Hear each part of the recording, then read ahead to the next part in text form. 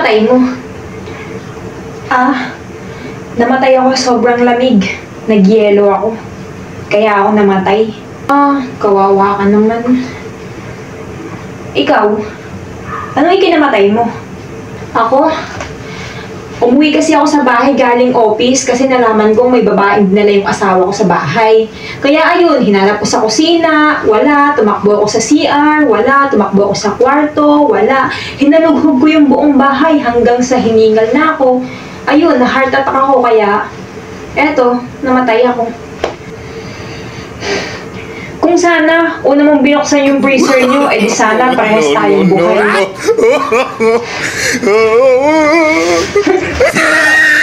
Sana, kung una kong binuksan yung freezer, ikaw lang sana yung namatay.